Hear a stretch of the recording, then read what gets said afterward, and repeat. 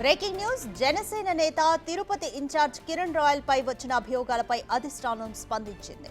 ఆర్థిక లావాదేవీలు, ఇతర వివాదాలపై ఓ మహిళ నెట్టింట్లో ఆరోపణలు చేసిన నేపథ్యంలో విచారణ జరపాలని పార్టీ అధినేత పవన్ కళ్యాణ్ ఆదేశించారు. అప్పటి వరకు కిరణ్ రాయల్ పార్టీ కార్యక్రమాలకు దూరంగా ఉండాలంటూ హెడ్ ఆఫీస్ నుంచి ఓ ప్రకటనను రిలీజ్ చేశారు. జన సైనికులు, వీర మహిళలు, నాయకులు ప్రజలకు ఉపయోగపడే విషయాలపై దృష్టి సారించాలి తప్ప సమాజానికి ప్రయోజనం లేని వ్యక్తిగత అంశాలపై కాదని అధినేత స్పష్టం చేశారు.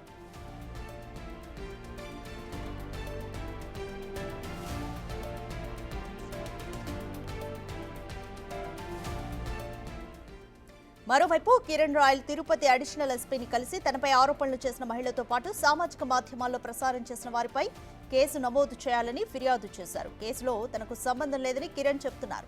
కిరణ్ రాయల్ పై వచ్చిన ఆరోపణలను ఓసారి చూస్తే కిరణ్ రాయల్ పై బాధితురాలు లక్ష్మి సంచలనంగా ఆరోపణలు చేశారు. తనను, తన ఇద్దరు కుమారులను చంపేస్తానని బెదిరించి ఓ మహిళ ఆరోపణలు చేశారు. ఈ మేరకు ఎస్వీయూ పోలీసులను ఆమె ఆశ్రయించారు. తనకివ్వాల్సిన 1,20,00,000 ఇప్పించడంతో పాటు ప్రాణరక్షణ కల్పించాలని కోరారు. నా పేరు లక్ష్మి. లైఫ్లో ఒకరు నమ్మి చాలా మోసపోయాను. 1,20,00,000 ఇచ్చాను అతనికి అప్పులు చేసి. అతను నా పిల్లల్ని చంపుతానని బెదిరించి ఎన్నో చేసి కేవలం 30,00,000కి నా దగ్గర బాండ్లో చెక్కులు రాయించాడు.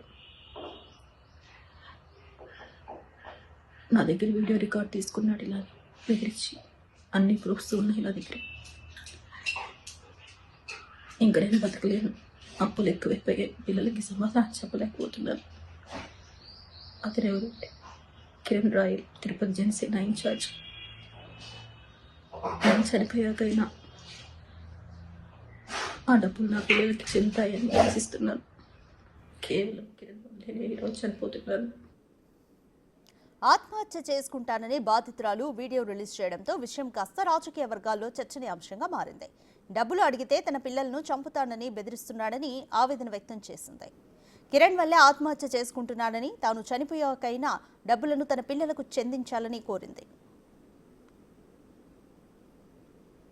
నేను T Lakshmi, wife of T Brundakumar. నాకు కిరణ్ రాయల్ అలియాస్ కిరణ్ కుమార్ అనే అతనికి 2013 నుండి ఈ రోజు వరకు చాలా ఆర్థిక లావాదేవీలు ఉన్నాయి. దీని మూలంగా గత కొద్ది కాలంగా చాలా గొడవలు జరుగుతున్నాయి మా మధ్య. ఈరోజు అనగా 18/11/2023 పెద్దల సమక్షంలో ఒక ఒప్పందానికి వచ్చాం. ఈ రోజు నుంచి అతని వల్ల మా కుటుంబానికి ఎటువంటి హాని జరగకూడదు. అదేవిధంగా నా తరపు నుంచి, నా పిల్లల తరపు నుంచి అతని కుటుంబానికి ఎటువంటి హాని జరగదు. ఫైనాన్షియల్గా అన్నీ మేము ఈరోజు సెటిల్ చేసుకున్నాం. అది ఆ లావాదేవీలన్నీ ఒక లిఖితపూర్వక పత్రంలో రాసుకున్నాం. ఇది అన్నీ నేను దైవ ప్రమాణంగా చేస్తున్న సాక్ష్యం. కిరణ్ రాయల్కి నాకు గత కొన్ని సంవత్సరాలుగా ఉన్న లావాదేవీలు వల్ల అనేక గొడవలు అయ్యాయి. ముందు చెప్పినట్టుగా ఇచ్చిన చెక్స్, బాండ్ అన్నీ ఈ రోజుతో క్లియర్ అయ్యాయి. ఆ తర్వాత మిగతా వాటికి 2 చెక్కులు, బాండ్స్ ఇచ్చారు. ఈ రోజు నుంచి అతనికి నాకు ఎటువంటి లావాదేవీలు లేవు. నా కుటుంబం నుంచి అతనికి, అతని కుటుంబం నుంచి నా కుటుంబానికి ఎటువంటి హాని జరగకుండా ఉండాలని కోరుకుంటున్నాను. ఈరోజు అనగా 8 జూన్ 2024 ఈ రోజు నుంచి అతనికి నాకు ఎటువంటి సంబంధము లేదు, ఎటువంటి లావాదేవీలు లేవు. అన్నిట్లకి పెద్దల సమక్షంలో బాండ్స్, చెక్లు ఇచ్చాడు.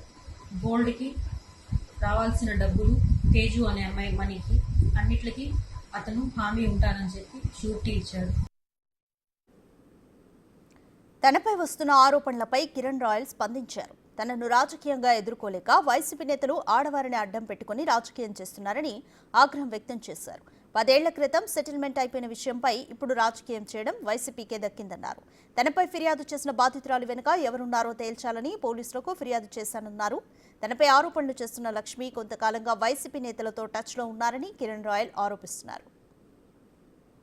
గత 2 రోజులుగా నా పైన వైసీపీ పేటీఎం గారు చేస్తున్న ఆరోపణలు కానివ్వండి, లేదా ముగిసిపోయిన కథని తీసుకొచ్చి మళ్ళీ మొదటి పేజీ తెరిచి మళ్ళీ మీరు నన్ను నా గొంతు నొక్కాలని ప్రయత్నం చేస్తున్న సంగతి నాకు తెలుసు. ఎందుకంటే మీ నాయకుడు మీద నేను చిట్టిరెడ్డిని కామెంట్ చేసిన రోజు నుంచి మీకు ఎక్కడ కాలిందో నాకు తెలుసు.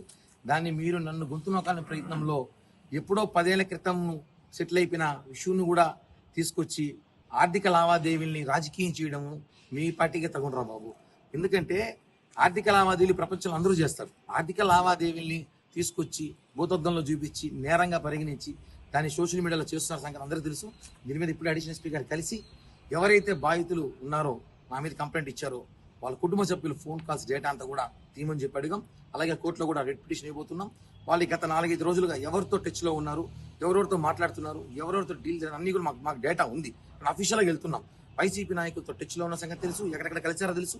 ఇవన్నీ కూడా మేము కూడా మా సోషల్ మీడియా ద్వారా మీకు ఇవ్వబోతాము. ఎందుకంటే రాజకీయం ఉందాతనం చేయాలి, కానీ ఆడవాళ్ళు పెట్టి రాజకీయం చేయడం మీకు ఇప్పటి నుంచి అలవాటే కాబట్టి చెప్తున్నాను.